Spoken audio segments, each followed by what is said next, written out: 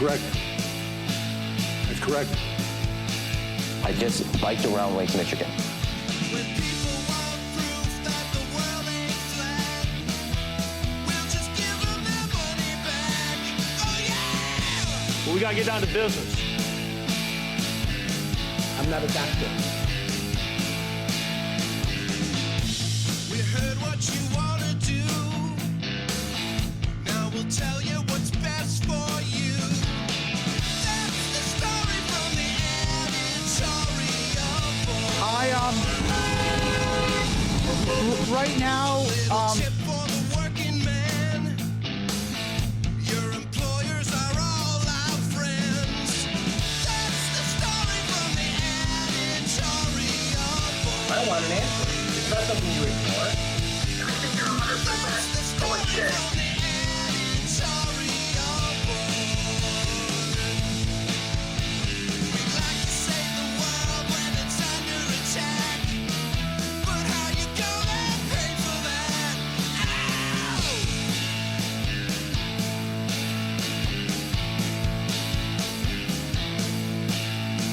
When people want proof that the world ain't flat, we'll just give them their money back. Oh yeah!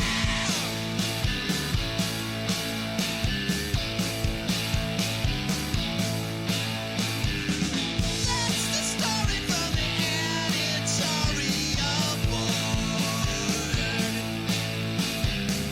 That's the story from the editorial board. That's the story from the editorial board. That's the story from the editorial board.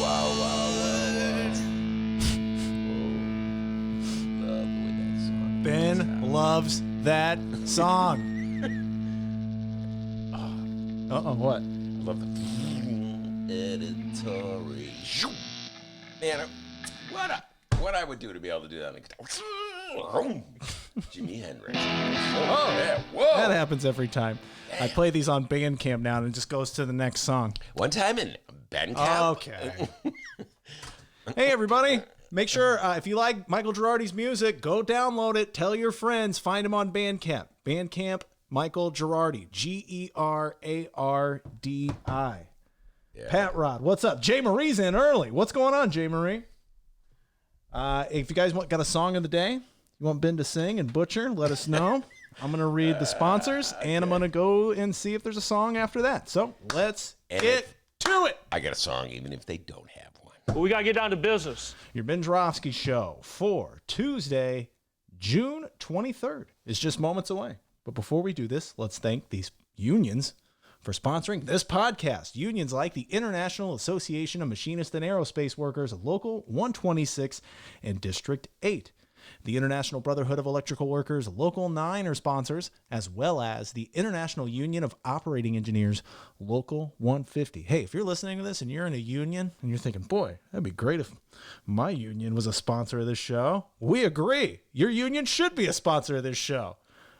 Reach out to the Sun-Times, Chicago Reader, Tracy Baim. Let them know you want to be a sponsor. And, of course, today's Ben Joravsky show for Tuesday, June 23rd is brought to you by our good friends at the Chicago Federation of Labor. All right. Oh, okay, Jay Marie. We're still going with the D nice thing, huh? That's cool. All right. No song of the day. So, Ben, it's all on you, buddy. Well, I know I've been criticized from singing a lot of songs from the past, but I can't help it. All right? That's where I'm lodged, baby. He loves to sing. I love to sing songs from the past. This is one of my favorite songs from the 70s, back in the day. Where are you going? It's actually We're Going. Now I'm going to play the trumpet. That's Donald Byrd, ladies and gentlemen. That's the Blackbirds, ladies and gentlemen. Where are you going? 1973. Ah, yes, I was a young man. And that's Ben Joravsky, ladies and gentlemen. Where are we going? As true then as it is today. Did I get that reverse? Okay, the Ben Joravsky show starts now.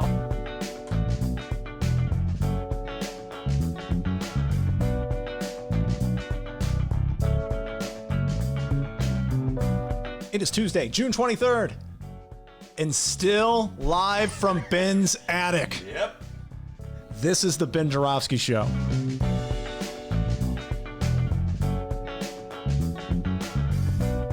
Today on the program, it's the return of preservationist Andrew Schneider over the phone.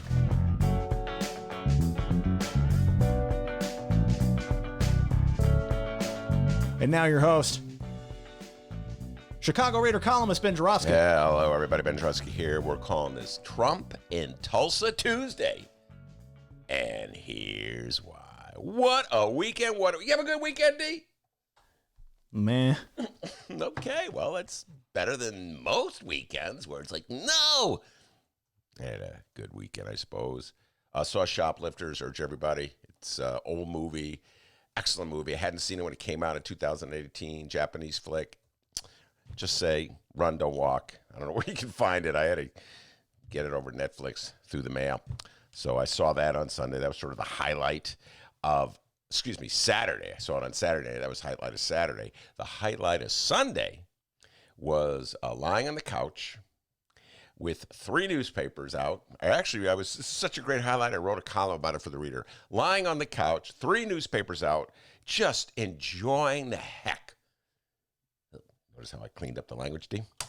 Enjoying the heck out of the coverage of Donald Trump's speech in Tulsa. The great comeback speech. Remember that? He built it. The great comeback speech. Donnie Trump has been, lodged in the White House since March, and he's really eager to come out and meet his people, and he knows his people are really eager to come meet him, so he selected Tulsa, Oklahoma, site of one of the most vicious race riots, 1921, as on Juneteenth. He was going to do it on Juneteenth, and all of a sudden he realized that may not be a good idea to do it, so he moved it to June 20th. It still didn't matter in Donald Trump's eyes. It's going to be the biggest comeback ever since Elvis.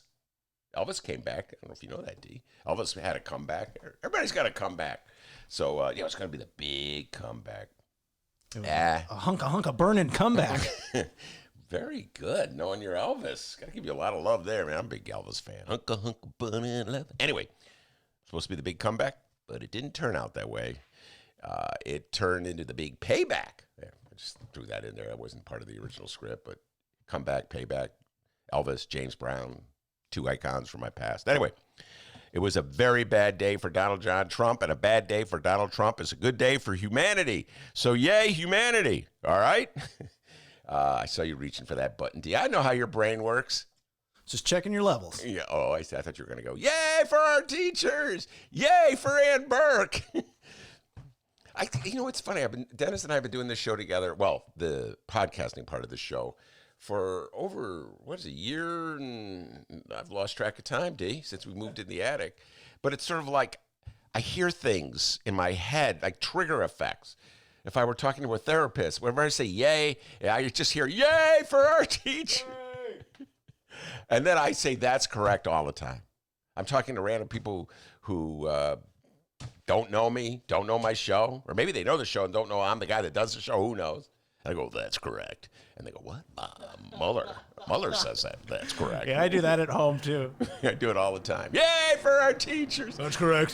That's correct. I do it all the time. Do it all the time, ladies and gentlemen. Anyway, where was I? Donald Trump. A bad day for Donald Trump is a good day for humanity. So let's count down. Let's do a rundown of how bad Tulsa was for Donald Trump. Starting with, and I could just trigger this one. Number 1. You don't even have to do it, D, because I did it for you. Thanks. Attendance was terrible in that arena. Number 1. Oh, I thought you were slick there, huh, young Dr. D? It's D Nice now. Now he calls himself D Nice. He's got this big chain. You should see it. D Nice, a gold chain that he wears. I do not have a gold chain.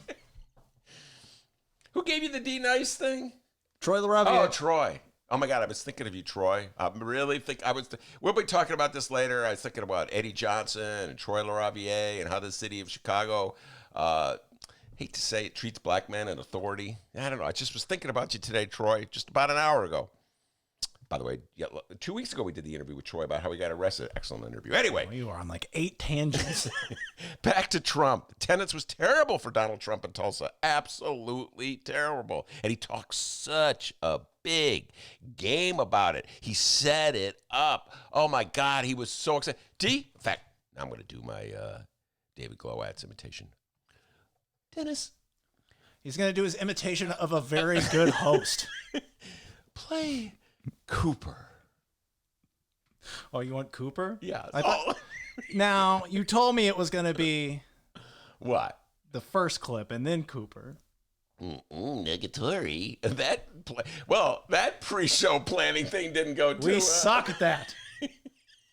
Oh, well, what can I tell you, man? We're in an attic, all right, overlooking an alley. So, anyway, you got Cooper?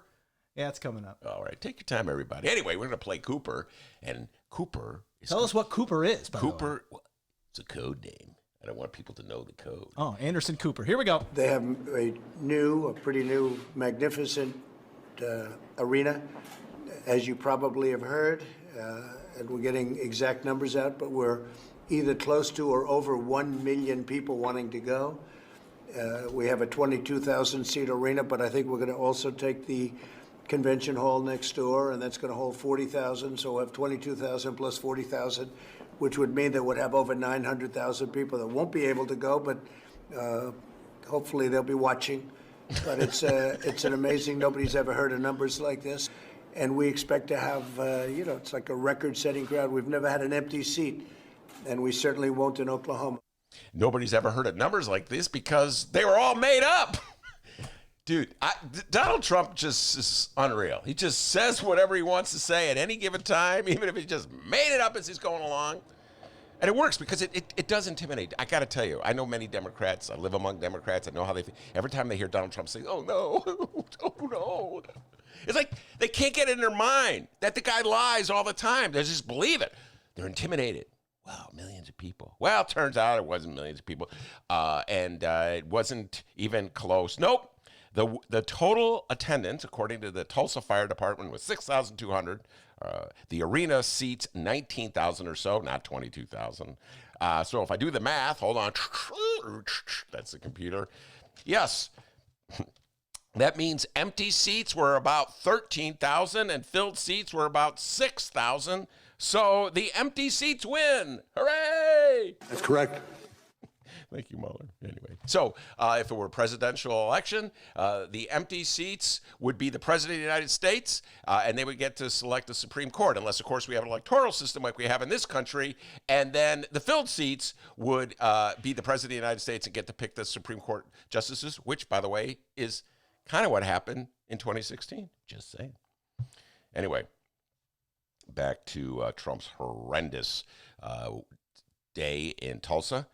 The second reason it was a bad day for Donald Trump is that he got outfoxed by TikTok teens and K-pop stans. And as and you know both of those, TikTok and K-pop. You love them both, right? Yes, I do. But let me tell you something, D. This is something you don't know, okay? And I revealed this in the Reader Comm. I was very proud of this.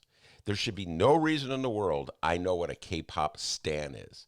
But for some reason, I know what stan, not only knew what a stan is, I knew its origins. I knew its origin in a song by Eminem, a song that I was telling millennials about. Oh, there's a song called Stan about an obsessive fan. Millennials, how do you know about that? D, the stuff that I know, it's because I saw the Grammys back in 2001, all right, folks, where Elton John got up with Eminem. And I was mad at Elton John for doing that because I was mad at Eminem those days because he was very homophobic. But I've forgiven him. D, this is part of my new me. I'm getting over these old grudges, okay? Working through them, all right? That's only 20 years ago, so it takes a while. Anyway, so K-pop stans, they messed with Donald Trump.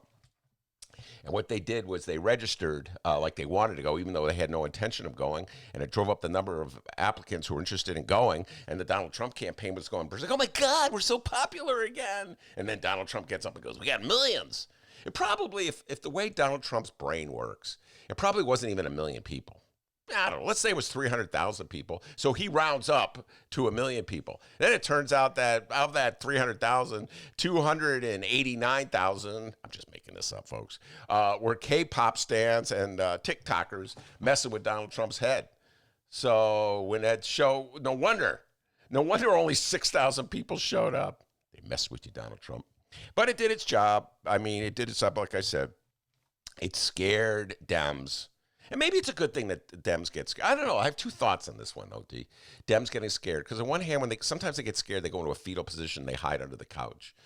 They're afraid to do anything. I remember, oh my God, it seems like ancient history.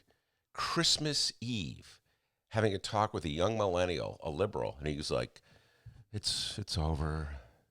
Donald Trump is going to win. This was like this is pre-pandemic, pre-social distancing, before George Floyd, it was like a totally different existence. He's going to win. It's over. So that's the intimidate the Dem factor so they don't do anything, get in a fetal position, and they go hide in their room, turn off the lights. But then there's the other possibility that it fires them up to take to the streets. They get scared, so it acts, how anxiety can sometimes be a spur and just get you into action. So I guess it could go either way. But either way, he's messing with your mind, Dems.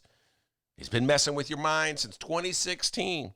Just makes it up as he goes along, throws lies out there, and you're like, oh, Donald Trump said there's millions of people. Well, it must be true. I mean, how could Donald Trump lie about that? He lies about everything.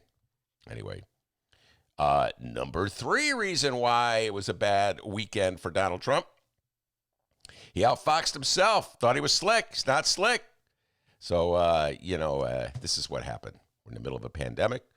There's a possibility that if you go into an arena like where Trump was holding his rally with 19,000 other people, most of whom are not wearing masks, the overwhelming majority of them are dedicated to the notion that they don't need to wear masks. They're dedicated to the notion that somehow or other this whole entire COVID-19 thing is a hoax concocted by Democrats and the Chinese government and haters of Trump to undercut the Trump presidency. They don't believe it.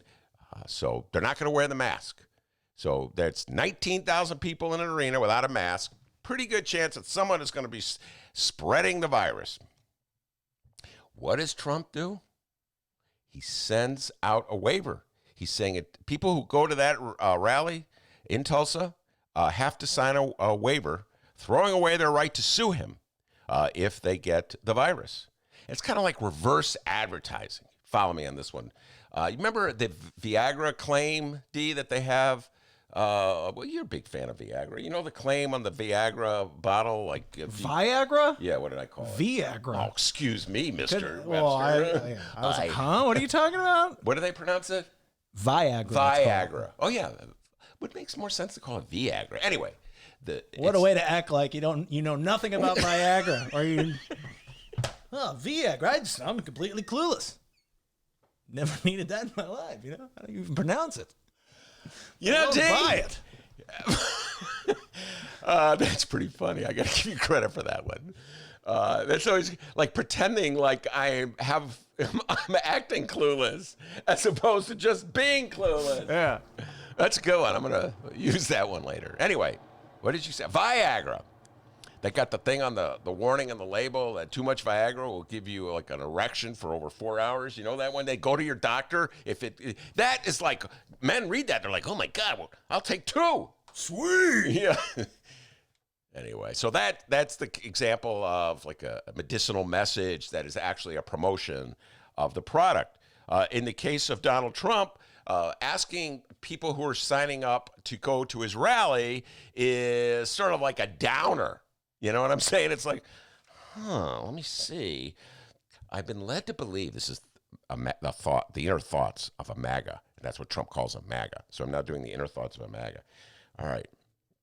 I've been led to believe that the entire COVID-19 thing is a hoax concocted by the Democrats and the Chinese to undercut Donald Trump. It's not true. It's no worse than the flu. Nobody is dying from it except for old people, and they would have died anyway, and who cares about them anyway? I don't know anybody who's caught it. And so on one hand, I'm taught to believe that. On the other hand, he wants me to sign this document. Sorry, Donnie. They're weighing the pros and the cons. Do I go love Donald Trump so much that I go to the arena and threaten my existence with COVID-19, or do I just not go? Well, I guess they just didn't sign the document. They didn't go. So I think he worked against himself. I think he outfoxed himself. And that's Donald Trump. That's how he's been his entire career.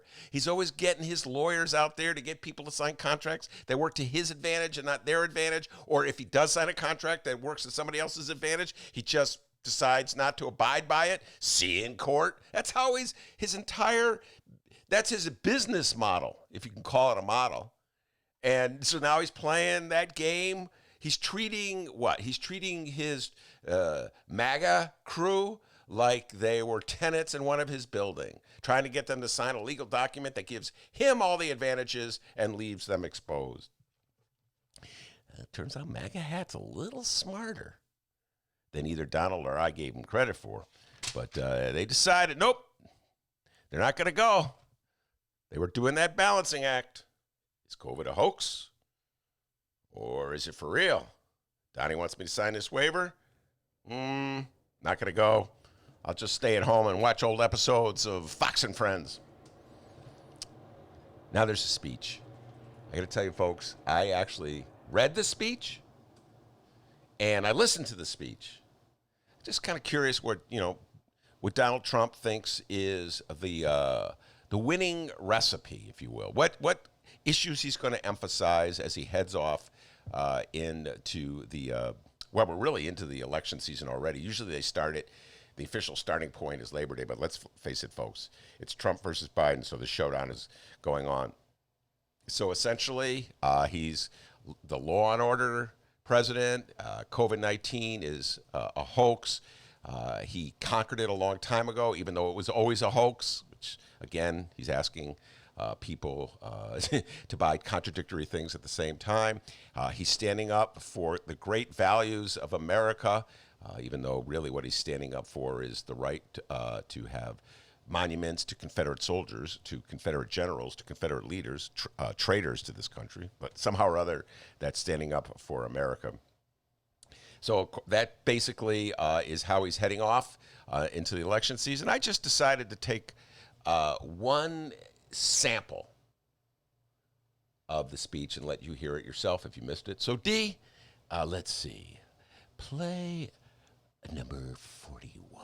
And every once in a while, I'll have one of these days where I'm hit left and right, like even this great event. What if you could have seen outside, or if you could have heard the reports, oh, it's COVID, it's this, by the way, it's a disease, without question, has more names than any disease in history. I can name Kung Flu, I can name 19 different versions of names. Many call it a virus, which it is. Many call it a flu, what difference? I think we have 19 or 20 versions of the name. But they say to me, where do you get the energy? I say, I don't have a choice. Did you hear that guy in the crowd? Bullshit! Hey, he signed the waiver, too. He couldn't get in there. He had to sign the waiver. Donald Trump. Hey, Donnie, if it's no big deal, if it's just the flu, if it's just an excuse to mock China and Chinese Americans and make fun of them, why'd you make everybody sign the waiver? Huh, Donald? That's our president, ladies and gentlemen. Like I said, a bad day for Donald Trump is a good day for humanity. We got a great show today. Andrew Schneider is coming in today, and he's a preservationist and an expert on statues and monuments and street names and park names. And he called me up over the weekend. He suggested we do this show, and I thought it was a good idea. Just talk about some of the names of all these monuments in the city of Chicago and whether we should change them. We talked about this last week, the great to-do over the statue for Christopher Columbus in Little Italy, and the fight that broke out between a judge who was defending the right for the statue and a protester who was saying it should come down. So we'll go through some of you might be surprised, but what Andrew points out about some of the people for whom streets are named and statues erected, et cetera, and so forth. And then for the downloading tonight, how about that, D? For downloading tonight, We're getting there. State Senator Robert Peters will be here. I'll be talking to him later this afternoon, and then we will for downloading tonight. And we'll be talking about tonight's election. Don't think I have forgotten that today's a primary day. Big It'll be available for download at about 7 p.m. tonight, everybody. Yes, thank you. Primaries in Kentucky, Democratic primaries in Kentucky and New York, and sort of the future of the Democratic Party at stake. So it'll be really interesting to talk to State Senator Robert Peters, big-time Bernie Sanders supporter. Robert, remember that, D? Mm-hmm. Big-time Bernie Sanders supporter. But I have a hunch he's with Joe Biden now. Anyway, so Robert Peters will be our second guest, and that'll be we'll be able to download that tonight, as Dennis said. But before we do any of that, the man from Alton, the man that Jay Marie calls D-Nice, with the news. Hey, everyone, how's it going? I'm Dennis. Oh, by the way, we can promise you one thing on the Ben Joravsky Show. We will never be on TikTok. That's correct. We can hardly figure out all the other ones. TikTok. Where are you going? I may do a TikTok to that song. I love that Well, song. you're on your own. Okay. All right, let's find out what's happening in Chicago and or Illinois this afternoon. First up, Illinois Governor J.B. Pritzker. Best concert? Yeah, Steve Miller Band and the Eagles. Oh, damn, he loves the Eagles. Oh, God, I love that one. That's a oldie, man. He was humanizing himself with a commercial back in 2018, right? That was in the middle of Toilet Gate, and so he came out with that commercial. Well, excuse me, Governor, this has nothing to do with the job you're going to have, but what's your favorite concert? Best concert? Yeah, Steve Miller Band and the Eagles. Well, I'm voting for him. I did vote for him, okay? But not because he likes the Eagles, all right? He's way better than Rotter. Has nothing to do with the Eagles or Steve Miller, two bands that I don't like. And hey, just like old times, today Governor Pritzker will be at the Thompson Center for the return of his 2:30 p.m. update on the coronavirus pandemic. Now, at this moment, we are currently in phase 3 and headed toward phase 4 of the governor's 5-phase strategy to reopen Illinois. Let's begin with phase 1. Okay, JB, we're not doing that. Not even funny right now, bro. I think it's funny. That one cracks me up every time you do it. Let's begin with phase 1. Oh, no. Now, I will be refreshing my laptop feverishly around 2:30 to try and get the latest updates from the governor's briefing. And, well, that's about all I have as far as state news. So let's just move right along here. Chicago Mayor Lori Lightfoot. How did you go from sharing stories over the years to deciding to write a book? Good question, Good Mayor. question. Good question. Oh, my God. What a great question. How'd you go from being great to being greatest? Well, great question, Your Honor. No public events scheduled for our Chicago mayor this afternoon. Maybe she's having a nice walk on the newly reopened 606 trail. Better keep moving. Or maybe she's hiding behind a bush on the trail with a pair of binoculars trying to spot congregators. No congregating! Keep it moving! We will arrest you.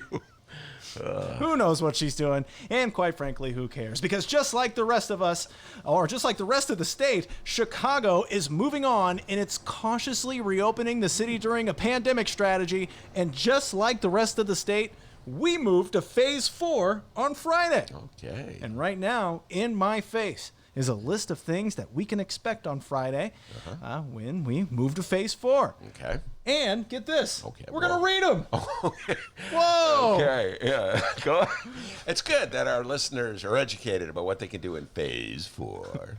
Now, the following comes from the Chicago Sun-Times and, oh, you bet your ass, Fran the Woe Man Spielman.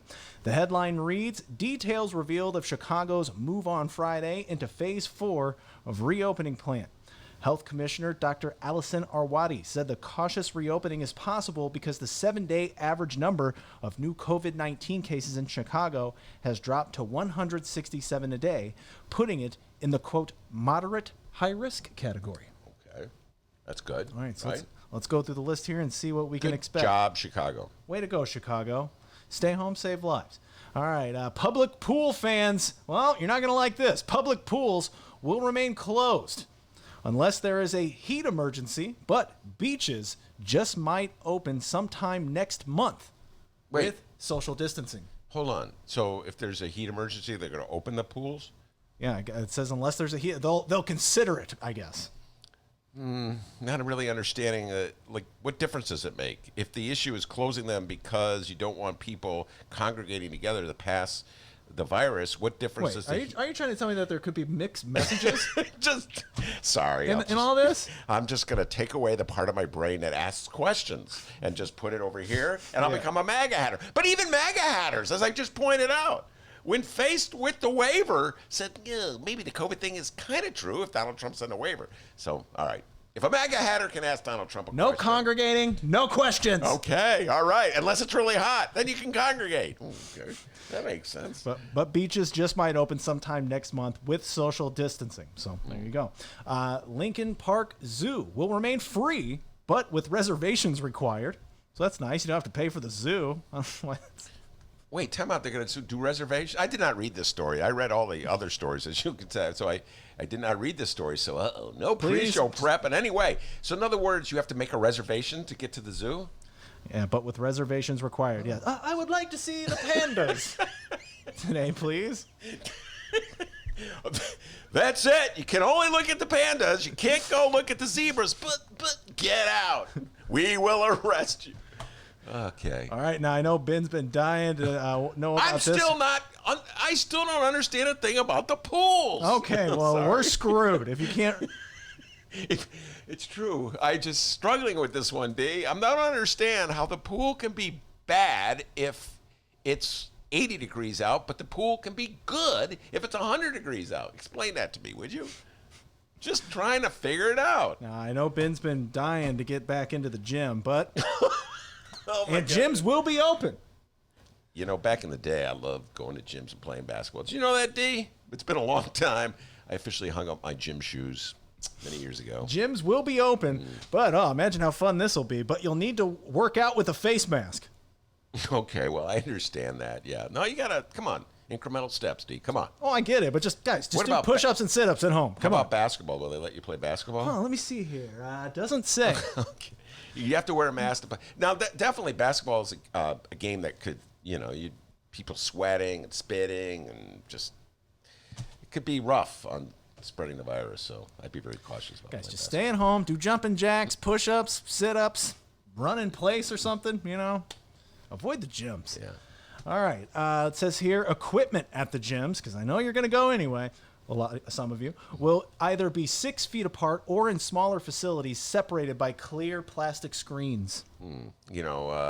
I hate to be the real Debbie Downer here, D, but last night my wife and I were like discussing this. We read this article, dutifully reading an article about how to protect yourself from the virus, and it seems as though ventilation's the key, D. That's the key, ventilation, which is kind of works against us, by the way, going back to our beloved little studio anytime soon, because it's not a really well-ventilated room, to put it mildly. I'm frightened. Continue. But I would say that, like a weight room in a gym kind of fall under this category as well, just saying. All right.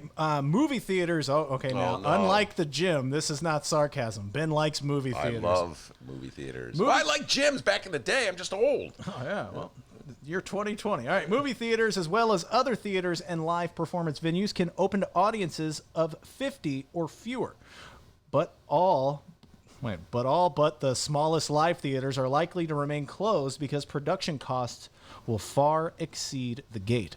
Standing room only live music venues will remain closed and likely will be the last to reopen. Yeah, now the question, will I go to the movie theater when I can go to the movie theater? We'll discuss that later, D. I'll be like one of those Trump supporters, balancing and weighing, the pros and the cons of it. So we'll see if I'm one like the Trump guy who just stayed at home and watched it on TV. All right, as Fran Spielman writes here, this is just a snapshot of what will and won't happen starting Friday as Chicago moves into Phase 4 of the mayor's plan to cautiously reopen the Chicago economy. Like we said here earlier, the state also moves into its Phase 4 on Friday. Governor J.B. Pritzker in early May released his 5-part reopening plan. Well, that's about it with this story here. So, Ben, your thoughts here. How are you feeling about Plan 4? Jay Marie went on the live stream chat. She says, I don't think we were in Phase 3 long enough. What do you think about that? Well, There's so many mixed messages, as we love to point out on our show, about COVID-19. I'm very cautious. I'm of the older persuasion, so I'm the target group that's most vulnerable, most risk if I were to get the virus. So I'm a very cautious person, and as such, I'm still back in phase 1 of existence. Okay, I haven't even moved on, and my kids don't like it when I go to stores. They don't like it when I go see other people. So I'm with Jay Marie. I'm very nervous. I see the spikes throughout the country, and trying to figure out exactly why they were caused. Was it because they opened up the state too soon? Was it because they didn't take the right precautions in the first place?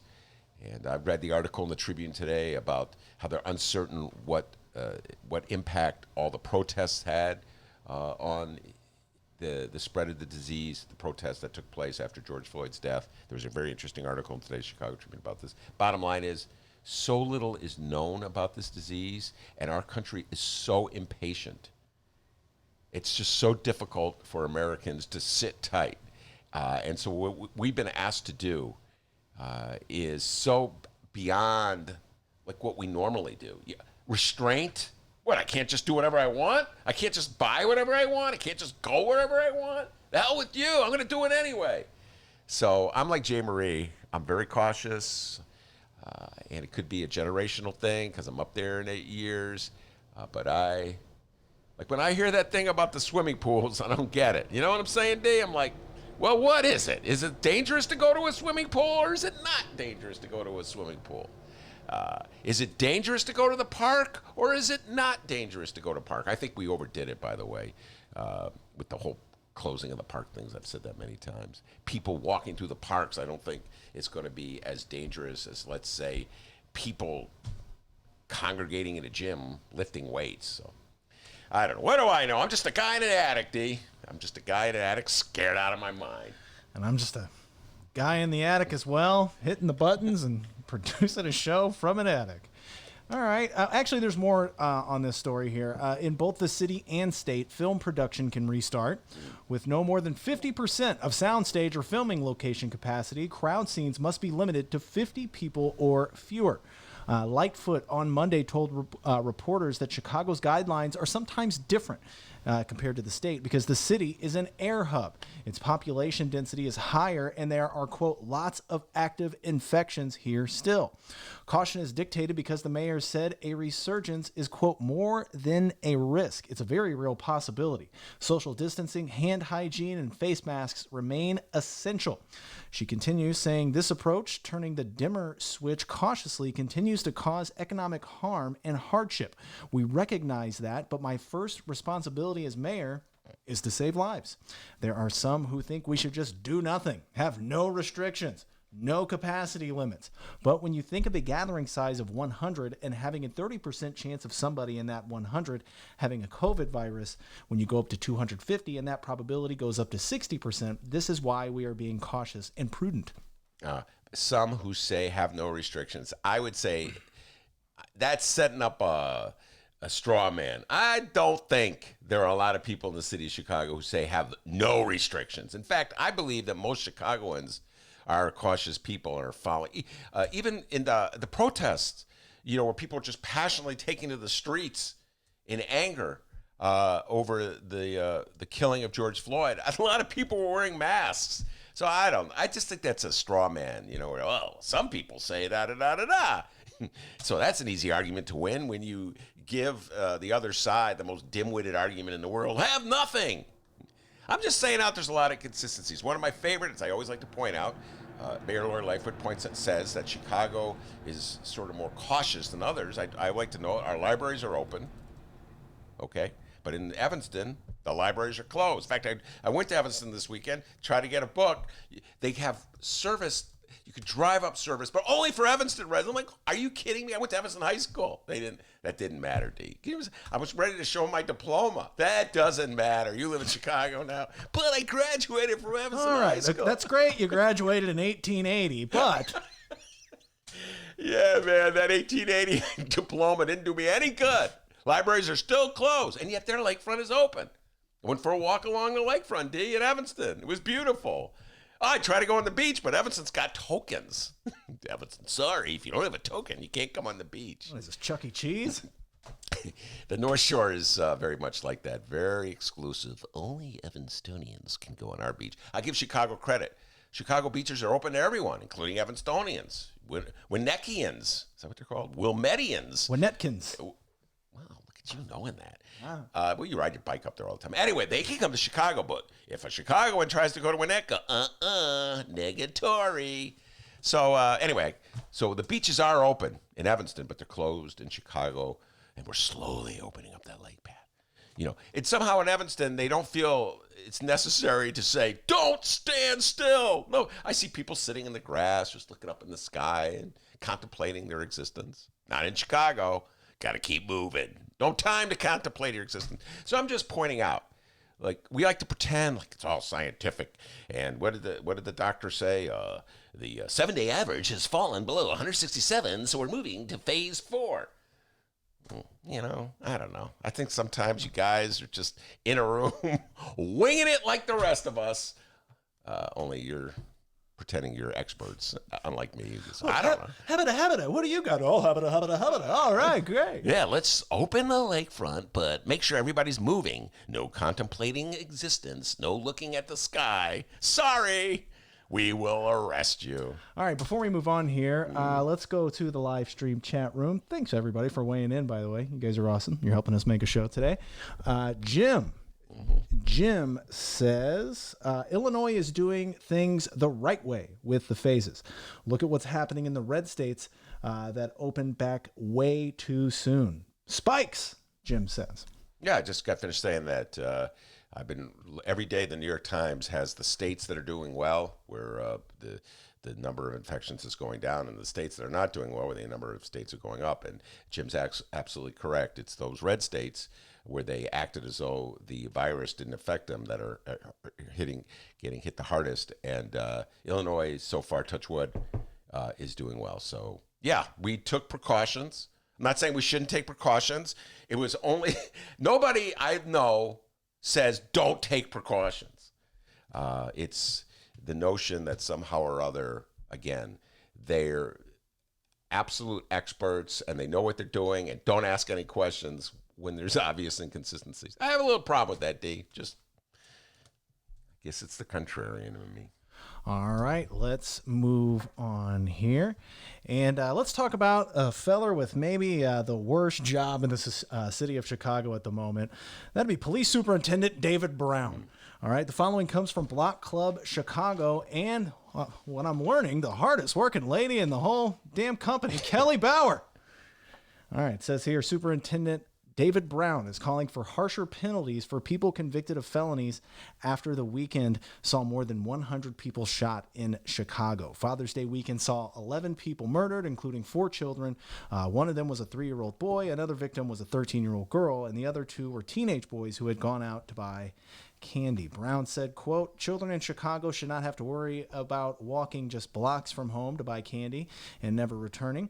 Brown said the issue is not police who said are, quote, working hard, but violent offenders who are not jailed or are put on electronic monitoring. What he says, quote, which no one is really monitoring. Brown continues and says, we need violent felons to stay in jail longer, and we need improvements to the home monitoring system. We also must collaborate with our criminal justice partners to create a safer Chicago. Besides the lack of jail time for violent offenders, the violence is being fueled by gangs, guns, and drugs, Brown said. Go ahead, Ben. No, keep going. Finish your... Police officers took in 77 guns over the weekend and arrested 43 people for gun crimes. This year, officers have taken in 4,468 guns so far. Police have stopped drivers 163,419 times and arrested 28,145 people this year. This is all according to Brown. Brown continues saying that the police department's in-game strategy is to arrest violent felons. Brown said, but too often they're, quote, getting right out of jail. He says, we're constantly adjusting, readjusting, redeploying our resources based on real-time crime data, but at the end of the day, our end game is arresting violent felons. And if violent felons don't spend enough time in jail, we need more cooperation and collaboration for other parts of the criminal justice system, and we expect we will collaborate. Go ahead, Ben, with your thoughts here. This was really on my mind. This is why I didn't have the opportunity to read that great lakefront opening story, because there were so many articles in the newspaper today, in the Sun-Times and the Tribune, that sort of contradicted one another. It's just almost as though one part of Chicago is not listening to the other, or literally one part of the newspaper is not responding to what's in the other part of the newspaper. So let's just break it down. Let's just start with David Brown. He's our new police chief. He replaced Eddie Johnson. I've always thought Eddie Johnson got a bum deal. I'll say this again. I thought that Eddie Johnson stepped in to the leadership of the police chief of Chicago, police superintendent of Chicago, at this crisis moment, right after the Laquan McDonald video was released. And let's just pause one more time to think what the Laquan McDonald video symbolized. Laquan McDonald video symbolized that the official version of what went down was contradicted by what actually went down. And there was a video, there was proof to show that the official version of events was a lie. All right? That's what the video showed. And the city of Chicago, the leaders of the city of Chicago, instead of bringing out that video so that we could deal with the crime that was committed, the execution of Laquan McDonald, they concealed it. And they would have kept concealing it if a Cook County judge hadn't ordered Mayor Rahm Emanuel to release it. That's what the Laquan McDonald uprising was all about, the concealing of evidence of Laquan McDonald's murder. All right? Eddie Johnson was the police chief who came in for Gary McCarthy. One of the first things Rahm did was he threw Gary McCarthy under the bus to make it seem like it was Gary McCarthy's fault, and by getting rid of him, getting rid of Gary McCarthy would deal with the problem, even though it was Rahm's decision to fight the lawsuit to conceal the tape, and it could have been Rahm's decision to release the video had he wanted to. So that's the situation that Eddie Johnson stepped into. And I thought he did a pretty good job dealing with all the conflicting attitudes and political forces in this town. I thought he did a pretty good job. At one point, he joined Father Flager in a march to close down the Dan Ryan. And that was a march. It wasn't a march against police violence against black people. It wasn't a march about police brutality. It was a march about against violence in the black community. It was an attempt to force all of society to say that it has skin in this game, to use that old saying. Like, we are all facing a critical moment, and we should all think about it, and we shouldn't just go about our day as though it doesn't affect us. That's what Eddie Johnson did. He joined forces, and then he gets thrown out of office, just thrown out because what? There's video of him making out with a woman in a bar that's not his wife. Who knows? And that's what made me think of Troy LaRaviere. When Troy LaRaviere spoke out against the Board of Education and their privatization policies that had left the schools filthier than they had ever been in years, they threw him out. They cooked up some excuse to kick him out. When anybody ever stands up and takes a stand in this city against the powers that be, they throw him out. That's why people, like in Chicago, it's such a bizarre city. Like on the streets of Chicago, everybody's tough. I've been thinking about this a lot, D. It's like Judge Bertucci. He's mad at that hippie protester. Oh, Goldberg? I'll show you. Throws a punch. I'm tough because I'm from Chicago. What are you, 15? Come here. Come here, kid. You got all weekend long. People have disputes. Oh, you criticize me? You diss me? You disrespecting me? I'll shoot you. That's Chicago. Like, that's that Chicago attitude. Mayor Lightfoot. Oh, you lied to me? You're fired. You don't move in the park? I'm going to throw you in jail. You're playing basketball? I'm going to put you. That's so Chicago. Like, Chicago has this attitude. It's like tough guy Chicago. But if you stand up to the powers that be, they fire you. So when it comes to speaking out politically, everybody just lies low. So Superintendent David Brown is trying to figure this stuff out. First weekend of violence, heavy violence, what was it, Memorial Day weekend? Mayor Lightfoot blamed him. Remember that one? David Brown should have done a better job. Like, as if the violence in a weekend, this is so bizarre and inconsistent, as if the violence in a weekend is a policing issue. It's what? We could eliminate violence if what? Send more police out? Will that eliminate violence? I've lived in Chicago for years, folks. There's violence in this city every year. People are shot.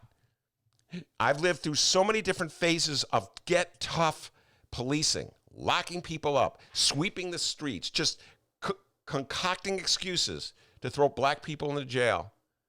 Violence still goes on. So maybe that old solution isn't a solution. Maybe that's just like a knee-jerk reaction. But nope, we never seem to want to learn. It's that old Chicago method. That old Chicago, I'm going to throw a punch. You disrespected me, I'm going to shoot you. You stepped out of line, I'm going to fire you. Nobody asks any questions. I made a joke about it, the swimming pool policy. You know what I mean? Completely inconsistent, right? I just made a joke about it. But in Chicago, here and expected different results. So now David Brown, you wanted to defund cops. No, we need more cops. It's like we're so inconsistent. We send out so many mixed messages. Had Howard Ehrman on the show, Dr. Howard Ehrman, talking about COVID-19, and he talked passionately about how over the last 30 to 40 years, Chicago has been systematically reducing the number of health department employees. Everybody, nurses, therapists, social workers. Do you ever think like, there might be a correlation between firing nurses, healthcare, and social workers and the persistence of crime in Chicago? The attitude that you have to settle all disputes by just dominating the other person, either pulling a gun and shooting him or making a fist and punching him. I mean, we just like are determined never to learn from the past, keep repeating the mistakes of the past or the policies of the past. So now David Brown, you're right, D. It's a thankless job.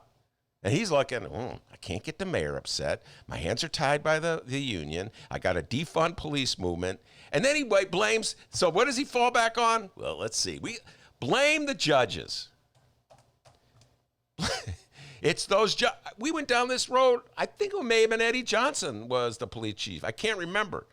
And there was a dispute between Lori Lightfoot and Tony Preckwinkle. Remember that one, D? That was about a year ago, where Lori Lightfoot said it's because these judges are letting the felons out without keeping them in jail. And then Tony Preckwinkle showed statistics that, it was Tim Evans, I think. Judge Tim Evans showed there were statistics completely undercutting that argument. Well, it just got thrown in the wastebasket. But as soon as there's a bloody weekend like we had this weekend or we had on Memorial Day, they get trotted out again. So I don't know. Again, I'm going to go back to the inconsistent messages. So on the front page of my Sun-Times, I got a picture of Police Superintendent Brown saying, CP needs a little bit of help to combat gun violence and stop letting violent offenders out of prison and put more people in jail. And right next to that is a picture of a young activist, a photojournalism student at Columbia College that is a photo for Mark Brown's column, From African to African American, How Brush with Police Changed Congolese Refugees' Life, and his camera's focus. And so Patrick Response is his name, told Mark Brown the story of how he was unfairly treated by the police, and it has hardened him against the police. Now he doesn't trust them anymore. So on one hand, the message is, we need more police, we got to lock more people up. And the other hand, the message is, the police are turning people against them. They're unfairly treating people who have done nothing more than just be black. And I think it's about time that the city of Chicago just kind of like look at where it's, that's why I was singing that song. Look at where it's going and look at where it's come from. And change some of these basic strategies. Maybe we should listen to Howard Ehrman, hire more nurses, hire more social workers, hire more therapists, be more proactive. You see, we're in the summer, people are out of work. Maybe you should have more people going out doing outreach work and effort the way Howard Ehrman was talking about. Now we retreated from that, and now we're back to sending in the police. So, Dee, that's why I find it extremely frustrating. And when you said that thing about David Brown, yeah, I actually kind of felt sorry for the guy a little bit because he's an outsider in Chicago for the first time trying to figure out our insane politics. Okay, just watch the defund police movement take to the streets for the last 3 weeks, and now all of a sudden, we need more police. Yeah, I just picture like Eddie Johnson watching The Price is Right, just not my problem anymore. No, it's not. Eddie Johnson tried to play the game.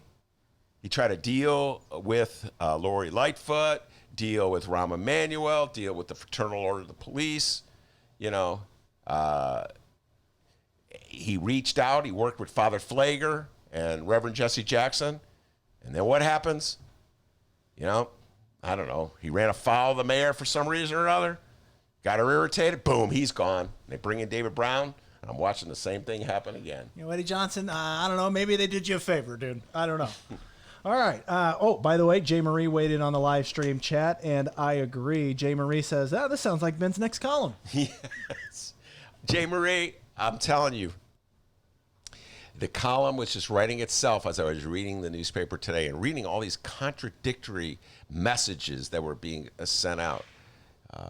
So, yes, it probably will be. I've been focused so much on Trump, it's hard for me to come back to Chicago because I do believe, Jay Marie, I do believe that the fight against Trump is so paramount right now in terms of our existence. It's easy to forget the daily struggles I used to spend my whole life obsessed with here in the city of Chicago. And Steven says, I'm for the idea. I'm not sure how it's going to work, though. Steven says, call the cops on the cops. Call the cops. David Brown, investigate the cops. Oh, man. Crazy country. All right. And moving on here, kind of like Ben said, kind of in the same realm of issues here. The following comes from the Chicago Sun-Times and the education reporter, one Nadir Issa. The headline reads, vote set on school cops.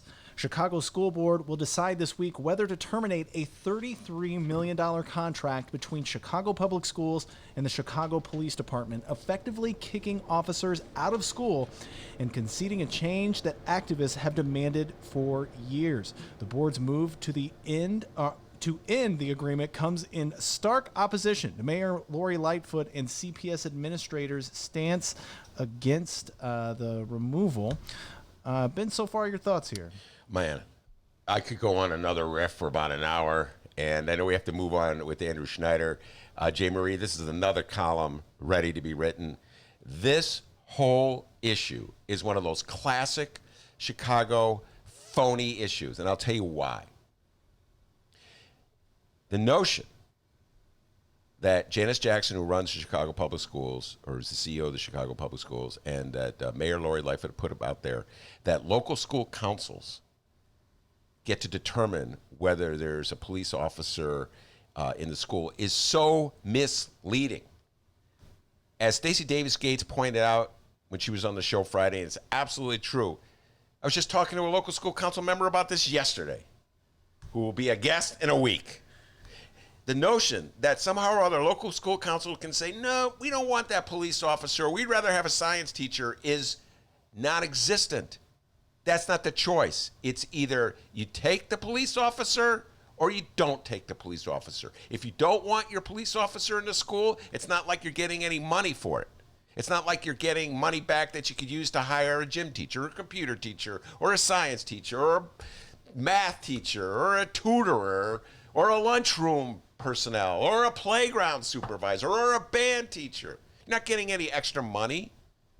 So this notion that LSCs have a choice in the matter, they don't really have a choice. It's either, well, cop or no cop. So what's the choice that the LSCs have? Mayor Lori Lightfoot and Janice Jackson are hiding behind the LSCs to promote a policy that, for whatever reason, they don't want to end. And my guess is it's all about budgets. It's all about getting the public schools to pick up, $33 million in police salaries. That's how you do it. You're just moving. They're constantly, the mayor controls everything in this city. It's a budget game. It's going back to Mayor Daley, Baby Daley. Well, really, Old Man Daley.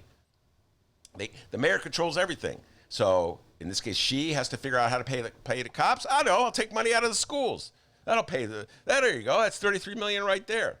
It's not about local school councils determining what's in their best interest. Local school councils say, you know what, Mayor? We don't want that police officer, so give us the equivalent of his or her salary so we can hire a Spanish teacher. It's not going to work that way. So they don't have a choice. So stop hiding behind them. Just come out and say, folks, we have to figure out how to pay that $33 million in police salaries, so we're taking it out of the schools. I would respect that, a little bit of honesty. Now the Board of Education's going to weigh in on it. This is so classic Chicago, D. I read this in the story today. The proposal, as you said, the proposal sets up a potentially embarrassing vote for Lightfoot, who selected the members of the Chicago School Board when she first took office. That is so Chicago. Oh my God.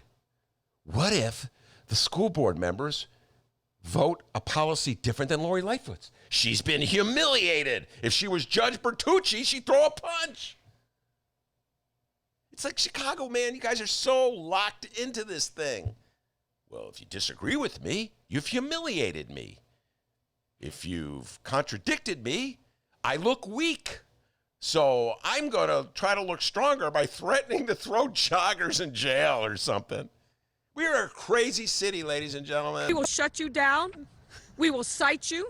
And if we need to, we will arrest you and we will take you to jail. Oh, my God. Yes. Here comes Bertucci. Oh! God forbid the Chicago Board of Education would vote against the mayor. Uh-oh. There's chaos. It's anarchy. Remember, they gave all the power to the mayor because they didn't trust us. Powers that be in the city. You can't control yourself, Chicago, so we're going to give all the power over everything to the mayor. It's embarrassing to the mayor if they vote no. Hey, life goes on. They disagreed. It's called a democracy, Chicago. Ever hear of it? Sorry, dude. Yeah, I agree with Brianna on the live stream chat. Dude, you're going to break that desk by the time this is all over. The attic sessions. Yeah, no. Brianna, I'll tell you what, I'm in the attic.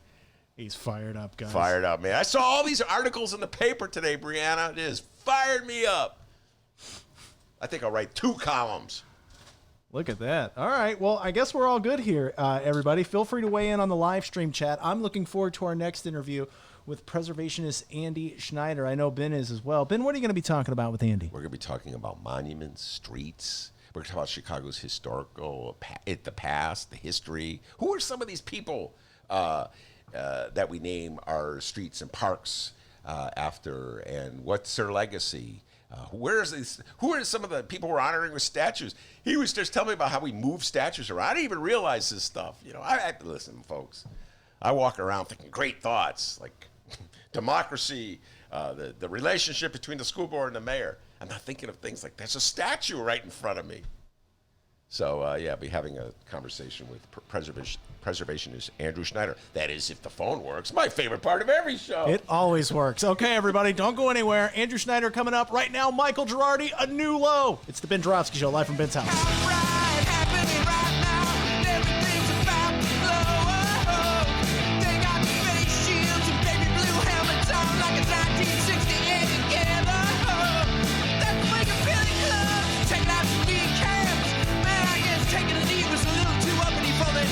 Been a long time coming. If you didn't see it coming, man, you ain't paying attention.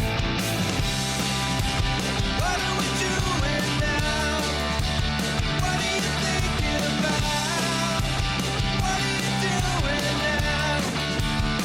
Now we've reached a new low, a new low,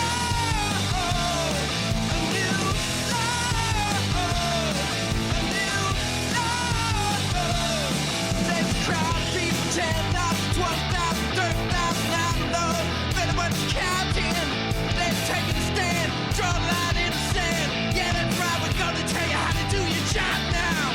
That's the fine line between safety and liberty. And it zigzags all over the map like a cancer. You can figure out a way to fix the history. Either way, it's already moving on past you. What are we doing now? What are you thinking about? What are we doing now? Now we've reached the new road. What are we doing now?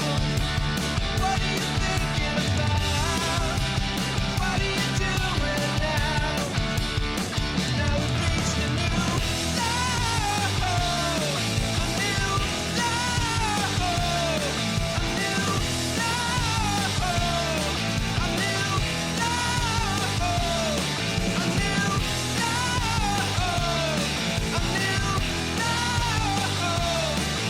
new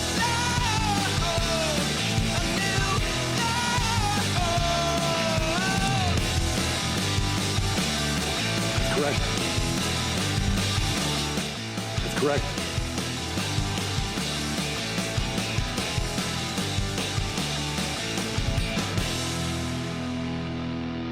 I'm not a doctor.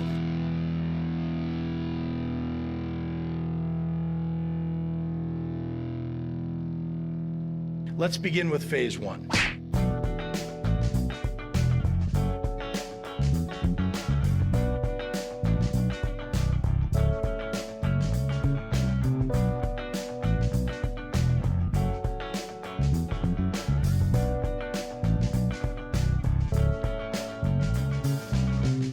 Hey, everybody, we're back. How about that Michael Girardi, huh? It's killing it. Ben's going to try and get him on the show sometime soon. Yes, really soon. I just was telling Dennis about it. Michael, I have a plan. to reach out to you, see if you're up for coming on the show. All right, but we got to worry about this guest that's going to be on our show in, in seconds. Michael Girardi, if you ever come on the show, this will be your favorite part. Will it work? Will the phone connection work? Or will it not work? It always works. All right, so we're looking to talk with Mr. Schneider. Somebody was complaining. I'm just going to throw this out. Oh, God, don't do this. Okay, you don't want me to go there? No, don't go there. Okay, all right. I won't go with one of the complaints we have. 1 second, Mr. Schneider. I got to get the audio set up here. The audio set up. Oh, all right. Okay, I hear the connection has been made. Hang tight, buddy. He sees my ugly face. A cell phone.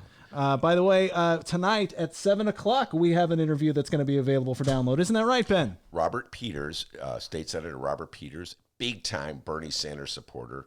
We'll be having a conversation where we take the deep. I'll talk about Trump at Tulsa, the implications for the race in November. We're going to talk about the primaries in Kentucky and in New York, really the future of the Democratic Party. I think it's all hands on deck for Biden against Trump. I don't think there's any doubt about that. I think even the polls from over the last few weeks have shown that. But what about after November? Let's assume that Joey Biden wins. What's the future of the Democratic Party going forward? I'm just going to put this out there. I realize that November is paramount. But, you know, Dems, just throwing this out there, in 2008, you elected Barack Obama, and then you went to sleep. Just fell asleep. That is the sound of Democrats across the country sleeping as Barack Obama steered them toward the right, and we ended up losing the 2010 midterms, got demolished, lost the House in that one, and eventually the Senate as well, and we lost in 2016 to Donald Trump. We lost state houses throughout the country, which enabled Republicans to gerrymander the maps. They don't play that fair map game like dumb Democrats do. And so, just saying, Democrats, you may want to try something different. We talked about Chicago was trying something different with their strategies, dealing with violence. Switch it up, Dems.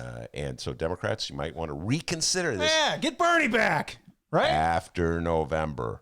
Very important that Donald Trump is defeated. So, Andrew, can you hear us? I can hear you guys. Can you hear me? Yes. Are you in a car? Yes, I'm driving down the road. Wow. Oh, way to call out our guest. I just never had a guest on a car. Well, wait, time out on the field. They may have been in cars. I just didn't know they were in cars. I'm in the field. Okay. No, it's true. I'm in the field. I'm currently exploring our various statues across Chicago just checking on them. I want to see which ones have been pushed into the river. All right, now we're going to get into a conversation of statues and monuments and street names and park names and what we honor in the city of Chicago that we probably don't even realize. But before we do that, we'll set it up. We'll get one man's opinion on all this, and that one man would be the most powerful man in America. So, Andrew, check out this bit that from Donald Trump's speech in Tulsa this weekend. The unhinged left-wing mob is trying to vandalize our history, desecrate our monuments, our beautiful monuments, tear down our statues, and punish, cancel, and persecute anyone who does not conform to their demands for absolute and total control. We're not conforming. That's why we're here, actually.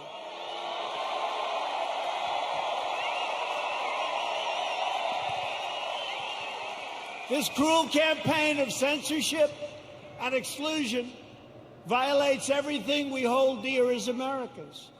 They want to demolish our heritage so they can impose their new oppressive regime in its place. They want to defund and dissolve our police departments. Think of that. When I heard it for the first time 2 weeks ago, I said, well, that one, they're only kidding. All right, that's Donald John Trump, President of the United States. There's a lot in that bit. Could write a whole column about that, J. Marie. We're not conforming. That's why we are here. I would just say, yes, you are conforming, MAGA hat America. You're conforming to Donald Trump's view of America. So it's like, I guess conforming is in the eyes of the beholder. When someone disagrees with you, they've conformed to an alien species. Yes, they've conformed. But when you conform to Donald John Trump, that's just us expressing our liberty, right, Andrew? Anyway, that's your president. That's right, of course. Yeah, that's your president of the United States on his attitude about desecrating monuments. So, Andrew, just general response to what President Trump said and what is actually happening regarding monuments in our country right now. I know it's going to sound a little crazy, or maybe it's going to sound like something people aren't used to hearing when it comes to Donald Trump, but that's a really overly simplistic way of looking at our history and our monuments. I don't suppose that there's many people that really think that Christopher Columbus represents our history and our heritage here in the United States of America.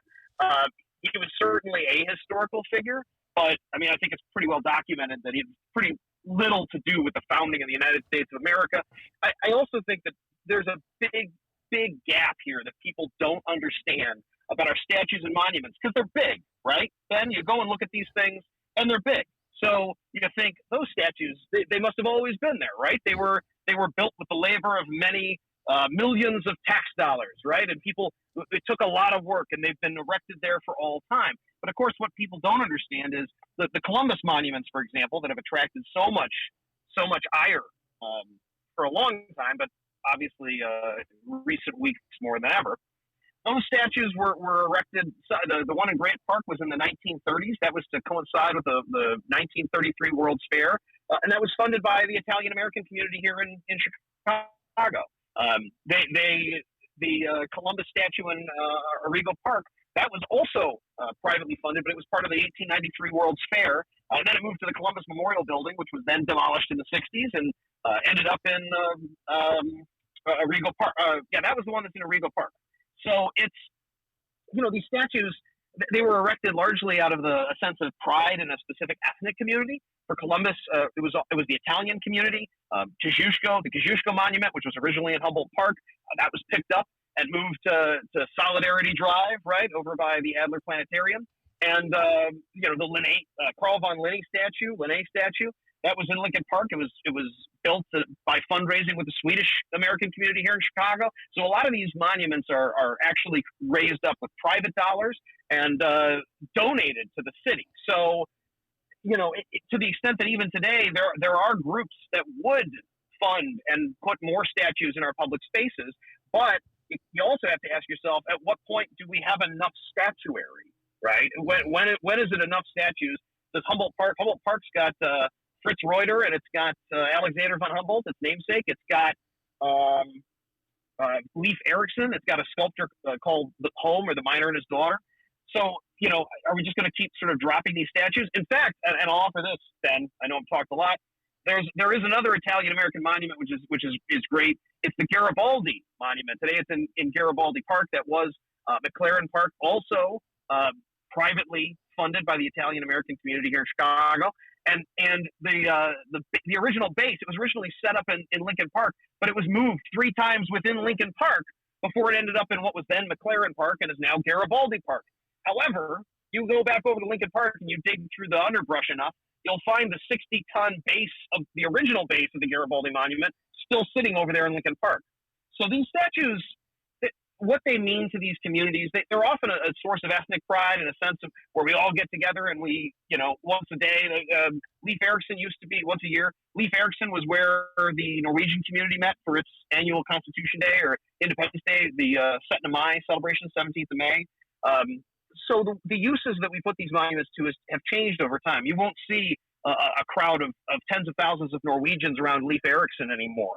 So the real question, I think, is if these monuments cease to be these gathering places, they cease to be something that we regard with ethnic pride. Do we still? They don't carry that same resonance or that same meaning. And I think that Columbus, in particular, you look at the Columbus monuments. Columbus means very different things to groups of people, and it's for the Italian Americans, they're looking for a source of pride. But for Native peoples, obviously, he does not represent that. He represents something much more sinister.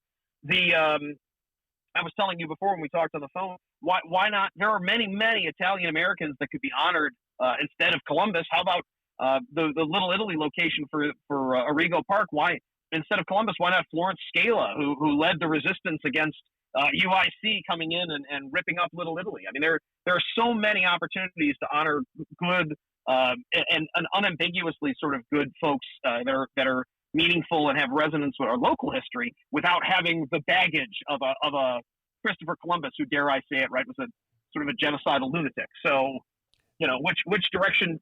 It's all about what image, and Donald Trump is right. It's all about the image we want to project as a people, what we think about ourselves. And there's a lot to find pride in your Italian American heritage, or your Norwegian American heritage, or your Swedish American heritage, just going through some of these statues I've named, without having to resort to sort of this one idealized figure in the case of Arrigo Park, Columbus. All right, now let me just break out something you just said that we should probably tape and play every time you're on the show to embarrass you. And I'm quoting Andrew. Donald Trump was right. Donald Trump was right. Every time he comes out, we're going to play that. And you got to, by the way, folks can't see him. He's wearing a MAGA hat. Just kidding. He's not really wearing and a seatbelt. And a seatbelt. Thanks, guys. That's very un-Trump-like. Just, noting. So anyway, let's break this. Just so folks know, there's a couple things you said that I want to respond to. One has to do with Donald Trump. The monuments that Donald Trump were talking about, was alluding to, were monuments honoring Confederate leaders of the Confederacy. And just so everybody knows, the Confederacy was the other side in the Civil War. So they were like the bad guys, and I'm really reducing American. They were the people who were fighting to uphold slavery, okay? They were the ones who said our desire to keep black people in bondage is so strong that we're going to break free from the United States in order to uphold that right to keep black people as slaves. That's what the Civil War was about, ladies and gentlemen. That's what the Confederacy is all about. That's what Donald Trump is fighting to preserve. Monuments to people who decided that it was more important to keep black people in bondage than to save thousands and thousands of lives that were sacrificed in a war over keeping hundreds of thousands of thousands of lives. So just take a moment.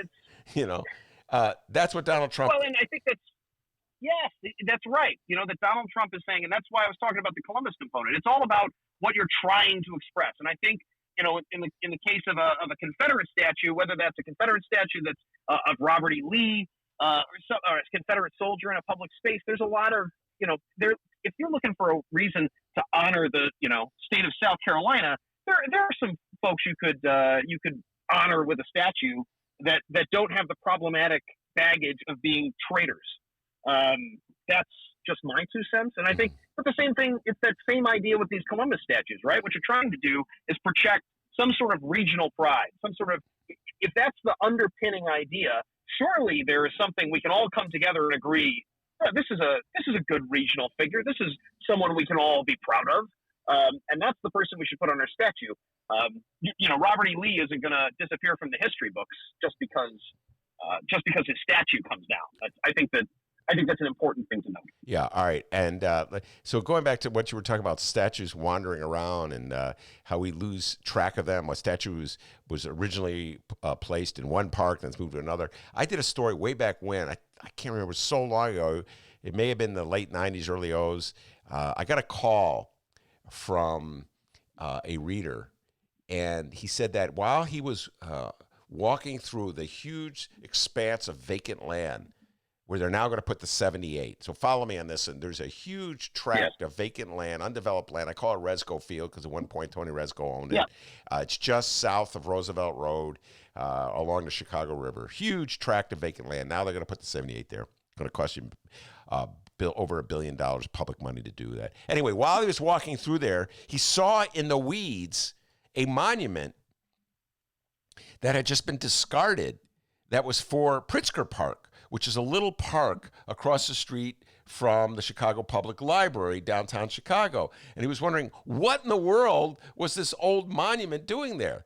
And I did the story, did the deep dive. That's how I got to learn about Resco Field. I walked through Resco Field. It was a very important story in my life. I learned a lot about it. But the thing I learned was that in the city of Chicago, they're always moving monuments around when they have no place to put them. They just dump them in this park. This is like where they... Of course. So, of course. I mean, there's a proud history of this. There's two Corinthian columns sort of right next to, the New East Side, they call it, or whatever that thing is down by Harbor Point and all those the Aqua and La Vista Tower. There's a little park there in Grant Park, and there's a big Art Deco entrance on either side. There's a couple of Corinthian columns, big, enormous thing.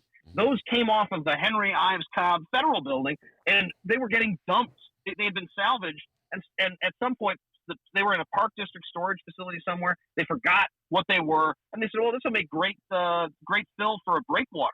And so somebody noticed them pushing this stuff off into Lake Michigan, and ultimately the columns, these two ended up over there. But no, the city, and that's part of why the city doesn't really just give the thumbs up to put in a public monument anymore, because what happens when they decide they don't really have a place for it?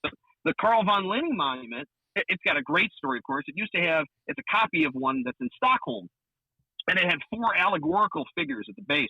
And these were allegorical women that were meant to represent zoology and all these different philosophy, sciences, but they were sort of viewed, the story, which might be apocryphal, is they were viewed as sort of subservient to, these were women subservient to this heroic male figure. And in the 60s, somebody came out and sliced all their arms off, as an act of protest. Those 4 allegorical figures are not in the Linné statue, but the statue had to ultimately be moved at the request of the Swedish community because Stockton Drive had been widened and so the space, which had been originally this vast green space, was now, the road was encroaching on it. So they thought, we really should move it off of here. So Chicago has picked up and moved these statues over and over and over again. And where is that particular? Like I said, lost track of them. The Linné statue? Yeah, where is it now? The Linné statue went from Stockton in Lincoln Park there, right on Stockton, all the way down to Midway. So it's at the University of Chicago. It was put down there. Swedish King Gustav or whatever came and visited, and they made sure to pick the thing up and get it down there before he got in. So you could see it. Oh, look, we got a Swede. He's right over there. But even that, I mean, all of these statues, they're also, the famous, the one that a lot of people know is the Haymarket statue, right? Which the original Haymarket statue, which was a single police officer, with his lamp held aloft, and was so loathed by the labor movement that it had to be at one point it was under guard by Chicago police, because when the Kennedy came through, they located it on a little bit of a little platform right off of Haymarket Square, and multiple times, of course, it was vandalized. Labor protesters tried to dynamite it and blow it off. so that it land down on the expressway lanes below. So ultimately, that's down at police headquarters. So to act as if this is one of the things that really troubles me, to act as if these monuments are somehow these immutable things, these unchanging things that represent the very best in us and have stood the passage of many eons of time. It's baloney. I mean, it's just baloney. All right, now let's go through what, in your opinion, are some of the more quote unquote problematic statues or monuments or park names or street names that a city of Chicago, a multicultural city like like Chicago in the year 2020 might reconsider naming? Yes. So I think that the first, I noted a couple, right? Obviously, the Columbus statues they attract an enormous amount of protest, and I think there are other ways to honor the Italian American community and their contributions, and we should consider, taking those off of public display. They wouldn't even, I'll note, they wouldn't even be the first Chicago sculpture taken off of public display. The Fort Dearborn statue that was erected by George Pullman on Prairie Avenue. That was at one point it was moved off of Prairie Avenue, and then it ended up at the History Museum, and now it's permanently off of public display because its content is viewed as so insensitive, so vicious. The same thing as I noted with the Haymarket statue. That's really off of public display, and I think that the two Columbus statues could find a permanent home elsewhere where we're not trying to celebrate that heritage. But again, I mentioned Florence Scala. There's a lot of other great folks. And not to pick on the Italian American community, but the Balbo sculpture, or the Balbo monument, which is it's an ancient column from Ostia, the port city of Rome. It's right on the lake there. It commemorates Balbo, Italo Balbo, who was Mussolini's right-hand man, himself a very problematic figure. And I personally think there's ways to reinterpret that. It's just an ancient column. We can rededicate that. We can talk about the role that even Chicago played in boosting. We may not act as if we had anything to do with the rise of fascism, but here's an example of us giving fascism a world stage. And obviously, Balbo Drive follows from that. I've been sort of telling folks, why not Enrico Fermi Drive? Fermi was a tremendous Italian American, local Chicagoan. He, oversaw the first self-sustaining nuclear reaction at the University of Chicago. So we have Fermi Lab out in the burbs. So he's a great candidate. The Douglas Park is another example. I mean, Stephen Douglas. He certainly debated Abraham Lincoln. He was the sort of slave. The institution of slavery was not something that he opposed in any way, and so. Perhaps we should do what I'm supportive of renaming that for Frederick Douglass instead of Stephen Douglas. And then it follows the enormous Douglas column down on the Lakeshore at 35th Street and Lakeshore. There's this enormous monument to Stephen Douglas. I believe it's, maybe that's something we should look at. And I think that sort of the most questionable one, which I'm not really sure how to approach, is the Confederate Mound. A lot of people don't know we do actually have a Confederate sort of memorial here. We had Camp Douglas. We're still on Stephen Douglas, of course, but Camp Douglas was a POW camp here in Chicago. We had a lot of Confederate prisoners held there. A tremendous number of them were initially buried in other spots of the city, and those were sort of consolidated into a single burial site at Oakwood Cemetery, which obviously, like, a lot of African Americans are buried there too. And in the midst of that, you have Confederate Mound, which is this enormous monument to the Confederate dead from Camp Douglas. So I think if you want to be reasonable in thinking about these monuments and these statues, there's ways that they can be. We can honor the ethnic communities that leaving aside the Confederate one, which truly it's a grave site, but a lot of those components were brought in not when the grave was dedicated, but at later dates. So maybe we should revisit some of those things. But I certainly think that things like Balbo Drive and those honoring ethnic communities, we can revisit those names while keeping the ethnic communities moniker attached to it, because Chicago is a city of tribes, right? We got all of our different ethnic tribes, and when you take, the Italians have something, the Swedes have something, the Polish have something, the Kosciuszko Monument, like I noted, that was all raised by Polish money. You get the sense that you're taking something away from that ethnic group. You need to, giving it to another ethnic group, it becomes very problematic. Well, and what Donald Trump is doing with his rhetoric is taking it one step further. Follow me on this, Andrew. When listen to his rhetoric, what he's really doing is sending out a message that somehow or other, when black people protest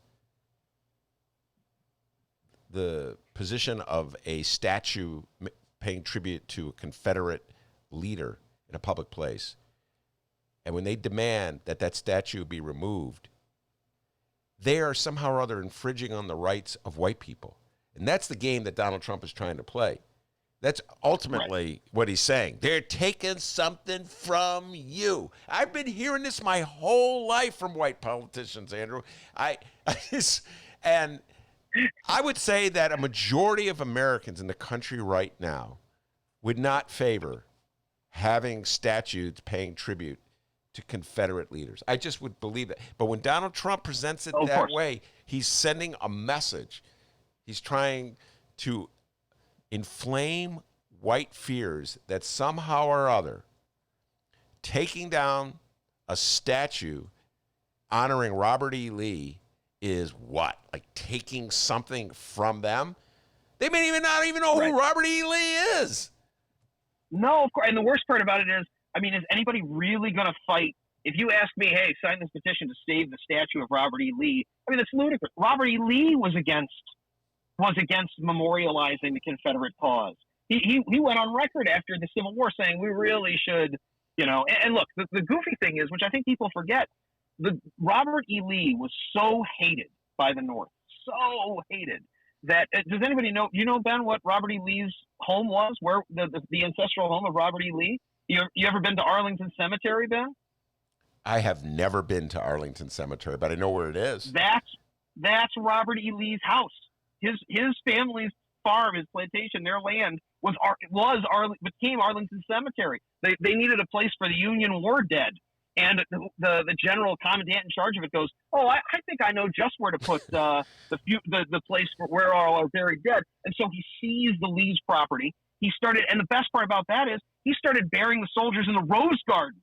He thought, I won't put them out in the field. I'll put the Union dead as close as possible to Robert E. Lee's house, so that it's nearly impossible for him to get back his property when the war is over. And so that's what they did. And in truth, Robert E. Lee never saw any sort of redress of the government seizing his land.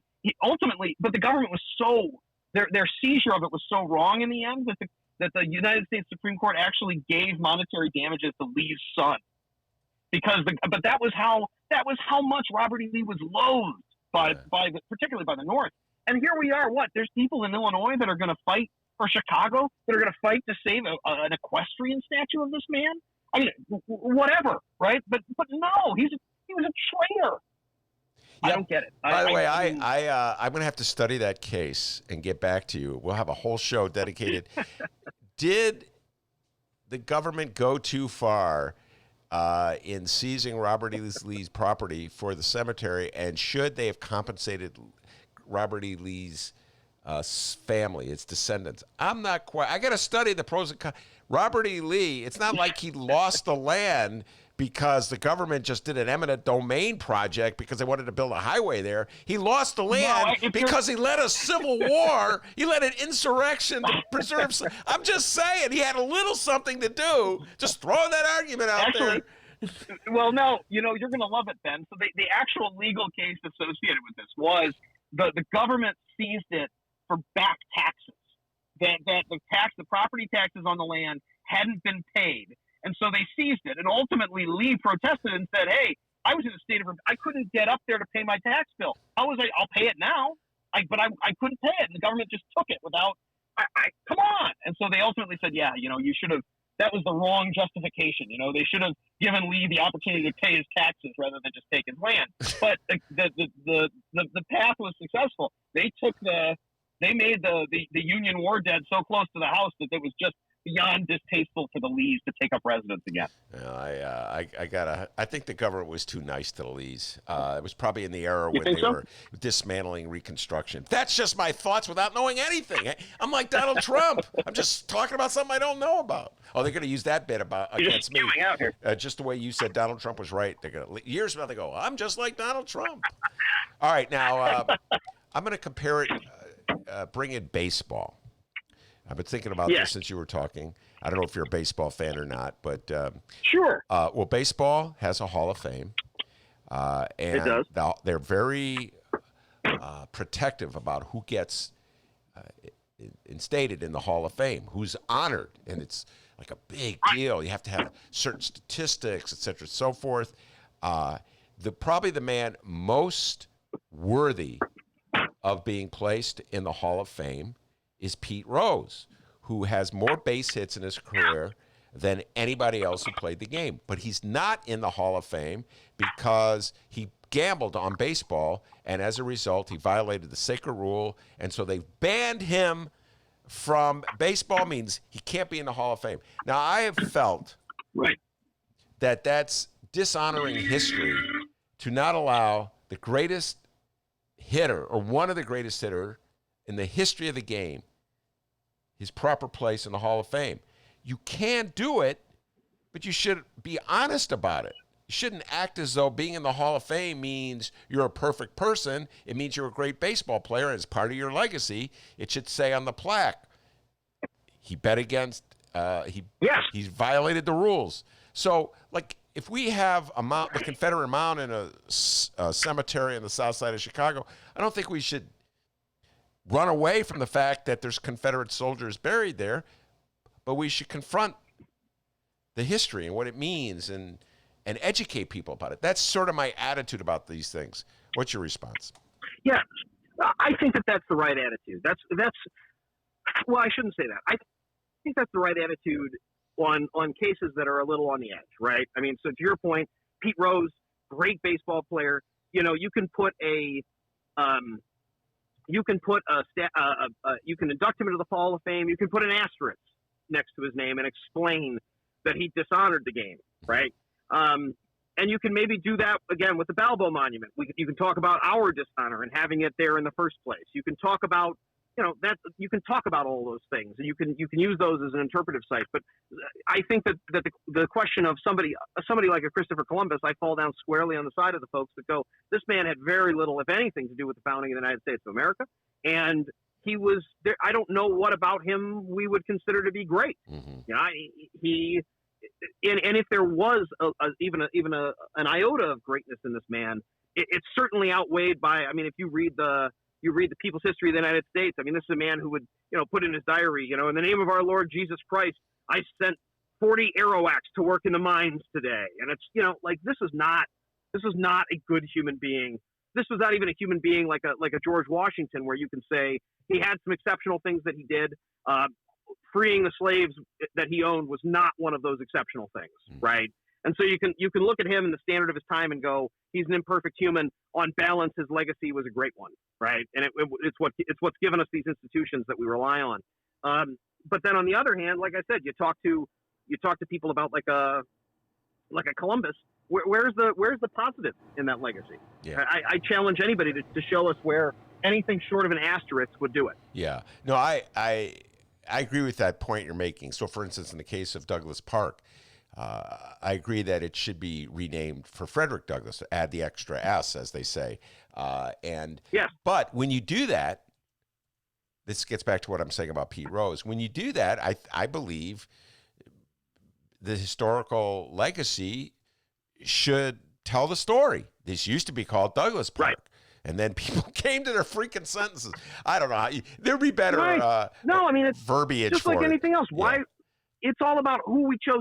Statues are not about how we remember history. I mean, if you go look at we've translated the Mayan language, right? And so we go down and if statues were how our history was recorded, right? We would be able to go down to the Mayan cities on the Yucatan Peninsula, and we'd be able to read the whole history of the Maya via those statues. But that's not what's on those statues. They put on their statues and buildings the same sorts of things we put on ours, right? This person reigned from this age to that age. This person did this. This person did that.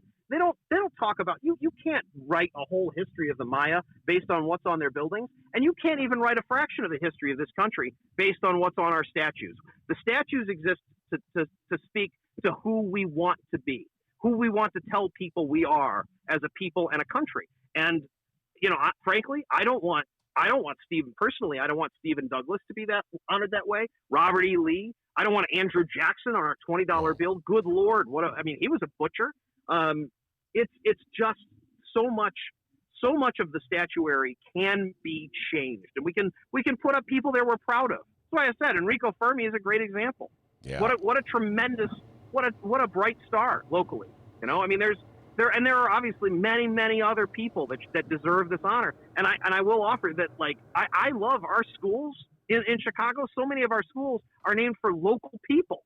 And what a great thing to do, rather than having 1,000 Washington elementaries. We've got Canty Elementary, we've got Funston Elementary, and Yates Elementary. These are great names, local people. Yeah. By the way, we could do a whole show on Jackson. Oh God. Jackson on the $20 bill, as opposed to Harriet Tubman and Donald Trump, his administration doing the retreat. That's just a classic case. Like, that's just how they play this game. His image should be taken off that bill so fast and replaced with Harriet Tubman.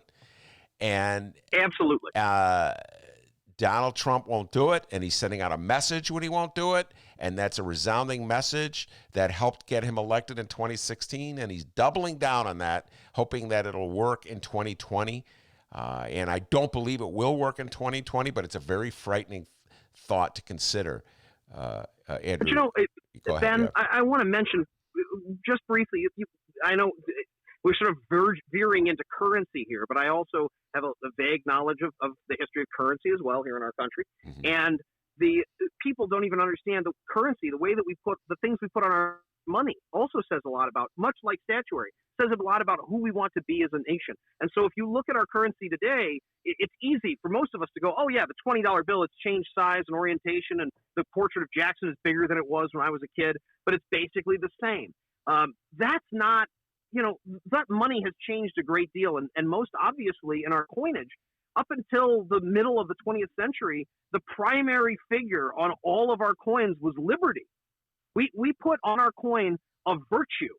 That's what we were aspiring to be, right? This idealized concept of liberty. Mm-hmm. And we've removed all of that, and we've replaced it with what? I mean, look at our money. It's all presidents and symbols, emblems of federal power, right? The White House, the Treasury Building, the Masonic symbols on the back of the $1 bill, the Lincoln Memorial. There's no. Yeah, at one point there was a bill in the late 19th century that had a Lady Liberty holding aloft, rather than a torch, an electric light bulb, and Edison's name and Robert Fulton, the inventor, were on these notes. This was what we wanted to say about who we were as a country, and this idea that the money is fixed and never changing, like the North Star, just like our statues. These are fixed and they've been here forever. Well, sure, if your memory is a century, 100 years, or 2 or 3 generations, it can seem like that stuff has been standing there forever, when in fact it's a reaction, right? It's an expression. Like I said, the Columbus statue hasn't even been in Grant Park for 100 years, and we're acting as if what? It's always been there. Yeah, no, I think there's an impulsiveness to this, and you're absolutely correct. If you start talking about changing faces on currency, they're trying to. That gets into the whole story of our history, and what is the official history of the United States, and will we continue to view without any dissent our founding fathers as great figures? Or are we going to be real about our founding fathers and talk about them as slave owners? And and if you bring that into the discussion so often, Andrew, you're accused of what? Being I'm a conformist. You're accused of being a conformist, of course, right? The radical left is going to stomp on you and erase your identity, and they're going to. It's a very silly way of approaching things, and it's myopic. Right? I mean, I think I mentioned this to you. I want to set an example for my own children, and I want our statuary and our monuments and our currency and all those things in our society to make them want to live up to the best that our country and our city represents. And, sticking your feet in the sand and saying Columbus has to stay because I'm Italian, or the Linnaeus statue must stay because I'm Swedish, or, it's foolhardy. Right? I mean, is that what you want the legacy we want to leave our kids, and the example is stubborn adherence to myth? and dogma, or do we want to talk about flexibility and the ability to admit when we're wrong and find a path forward together? All right, Andrew, we got to head out the door. So before we do, why don't you give folks any information about the preservation movement in the city of Chicago, any organizations you want to take them a moment to promote? Go ahead. I think that at present, we've had a couple of preservation losses. I'm trying to think. You put me on the spot. I'm not even ready to talk about it. But if you're looking for accounts to follow on Twitter, you should look at Preservation Chicago is always doing a great job to promote and protect our heritage here, our architectural heritage. My own organization, Logan Square Preservation, we fight hard in our own neighborhood and our little neck of the woods. There's a great photographer. I can't remember her full name at the moment. Dee Mercer. You search online on Twitter and you'll see her. She's tremendous. And of course, my friends at Preservation Futures, who continue to fight the battle to save the James R. Thompson Center from the wrecking ball. And I can't support that group of people any more than we all should be sticking up for the Thompson Center. All right, we should have that conversation in a while. That is it. I've been meaning to have the James R. Thompson preservations on, and it's sort of been pushed in the back burner, to put it mildly, since the pandemic. I don't know where we stand with that one. But Andrew, thank you so much for coming on. I appreciate it as always, all right? Oh, always a great time. Thank you, Ben. Thank you. What's Dennis's name again? They call him something down where he's from, don't they? Well, they call him many different things. Dr. Doobie, Dr. D, D Nice, and White Lightning. They call him White Lightning. That was it. White Lightning. Yes, indeed. All right. Thank you very much, Andrew Schneider. Thanks, gentlemen. That was Andrew Schneider, preservationist extraordinaire. Andrew Schneider. Andrew Schneider. By the way, I'm Dennis. No one calls me any of that stuff. No, nobody calls him that. They call him D Nice. So before we head out the door, DNA updates for us? I don't know. Let me run to the newsroom and check. Hang tight. Hey, do we have anything? No? Okay. No, we got nothing. But we do have, I posted something on the Facebook page. By the way, Ben, you didn't know this, but there were 2 shows going on today. The show that we're doing now and the live stream chat room. Holy cow. They were going back and forth at it, just debating and going. It was good. What were some of the issues? A lot. Basically progressives versus liberals. Okay. Wow, one of our favorite. What we like to call Blue 42. Blue 42! It is. By the way, did you go to radio school? Because that's a perfect segue. Perfect segue. For what? Into what I'm about to say now. State Senator Robert Peters will be on, and I'll be interviewing him in about 45 minutes or so after Dennis uploads today's show. All right. And it's for your downloading pleasure later tonight, D. How about that? Downloading pleasure, right? Ben, did you watch a YouTube video over the weekend on how to host a podcast? That was great. What can I tell you? And we'll be discussing that. Wow. Progressives, liberals, we're all together, one big happy family until November. All right, right now on the Ben Joravsky Show Facebook page, at Benny J Show, BENNY, the letter J Show. We're asking, oh my. What the heck is that? That's my phone. It's ringing. We run the entire show off of my phone. So there's going to be times where my phone rings. Yeah. We've had a few complaints about that. Oh, Ben, have you thought about getting this, that, and the other thing? Hey, when's Eric Zorn coming back on the show? Real soon. Okay. But no, post it right now on the Ben Joravsky Show Facebook page, BENNY, the letter J Show. We're asking all of you a question. And Ben, we're going to ask you as well. We're going to try and figure this out, and by Friday, we're going to have it, all right? With all the talk of monuments and statues, who would you put on Chicago's political Mount Rushmore? Ooh, whoa. Right? I thought of that while we were doing the interview. That's a good one. It's right? 4. So Mount Rushmore's got 4. So you got to limit it to 4. You got to limit it to 4, guys. None of this, well, they're tied. Well, 4. I personally was having trouble trying to think of 4. So far, I just have 3 Harold Washingtons and Karen Lewis. Oh, my God. Those 2 would definitely. Everybody knows I love Karen Lewis, and everybody knows I love her. So those 2 would definitely. I may put Leon Dupre. Nobody knows who he is except for me on there too. And then I have to worry. We got to have someone that everybody knows, right? It's not Ben Joravsky's personal Mount. It's got to be for all of Chicago. Can you name all 4 the presidents on Mount Rushmore? Jefferson, Lincoln. Are you reading something? Roosevelt, Washington. Okay, slick move, Slickster. Can you name the Alfred Hitchcock movie that takes place? Why? Okay. But I got it. I'm going to think about this. This is a great. Did you just come up with this, or Jay Marie? No, I came up with this while we were doing the That's interview. excellent. Yeah. So who are the four? Like I said, I'm having trouble. It's on the Ben Joravsky Show Facebook page. Weigh in with your four. We'll read them on the air throughout the week, and on Friday we'll figure out our top four. We'll tally them all up. How about just Harold Washington, and Karen Lewis? That sounds good to me. Right, that's what I said. Well, first, Jay Marie helped me. I said, I got 3 Harold Washingtons and Carlos Ramirez Rosa. And then Jay Marie said, Carlos is a little young. What about Karen Lewis? Yeah, I said, okay. Love Karen Lewis. Everybody knows I love Karen Lewis. I'm considering, some of my older listeners may object to this, Ralph Metcalf, the great Ralph Metcalf. Yes, he was a Daley loyalist for years and years, but he broke from Daley in the 70s.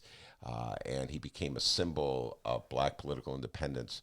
So I would strongly argue for, and plus he was a great historical figure. He ran in the Olympics in '36. So. Shout out to Brett on the Facebook page, by the way. Brett with a very funny profile picture. He puts, obviously we're going to put Ben Joravsky on the Mount Rushmore. No, we're not doing that. Well, thank you, Brett. I didn't want to say it, but. Oh, we got our first 4 on the Facebook page. All right, let's find out who we got here. John weighed in. John, you're awesome. Are you listening right now? Maybe? No? I don't know. But anyway, John weighed in. Okay, I don't know. Okay, his 4 are Blago. Okay. Rostenkowski. Okay, this is hilarious. Todd Stroger. Okay. And a composite facial meld of the Dailies. Can we send him a blue Mustang? No. Oh, that's excellent composite. You have like Richie and Richard and Billy and just all squeezed together. What a foursome. Good God. I don't know about that first one. I'm a Trumpocrat. Trumpocrat, that's right. Wonder if he's still a Trumpocrat. You're out of prison. Blago, you can go for anyone. You don't need him anymore. You don't have to kiss up to him anymore. You could go for Bernie Sanders if you want. My favorite part is that dude at the end. I'm a Trumpocrat. The Trumpocrat, that's right. Yeah, he's a Trumpocrat too. Oh my God. Oh. I love that. Yeah. Okay, well, we can go on all day here with our 4 for Mount Rushmore of Chicago politics, but we're going to just let I'm just going to leave it right here. Right now, at the moment, the 4 I just rattled off, local Chicagoans, I'm going with Harold Washington. That's correct. I'm going with Karen Lewis. That's correct. I'm going with Leon Dupre, the That's greatest correct. independent alderman in the history of the city of Chicago. And I'm going with Congressman Ralph Metcalf. That's Those correct. are my 4 right now. Now, I may reconsider. Go home. I thought, I forgot that one. Blah, blah. But those are the 4 I'm going with right now. Will SDG make it on the list? We'll find out on tomorrow's Ben Joravsky Show. Yeah, she's a little young. SDG, I love you dearly, but you're a little young to be going on the Mount Rushmore. I think SDG would agree with that one as well. I want to thank Andrew Schneider and, of course, the man, the myth, the legend, the pride and joy of Alton, Illinois. And as you know, as Harold Washington can tell you, as Karen Lewis can tell you, as Leon Dupre can tell you, and as Ralph Metcalf can tell you, back home in Alton, they call him Dennis. Give yourself a raise, take it out of petty cash. See you tomorrow, everyone. Hey, and don't forget, available tonight by 7 p.m. Fingers crossed. Hopefully that program works. Senator Robert Peters will be joining us. It's always a great time talking with him, and it's going to be available tonight. We're going to record it as soon as I upload today's show, so go check that out. And seriously, at Benny J Show, who is your Mount Rushmore of Chicago politics? We're going to be reading your results all throughout the week. See you tomorrow.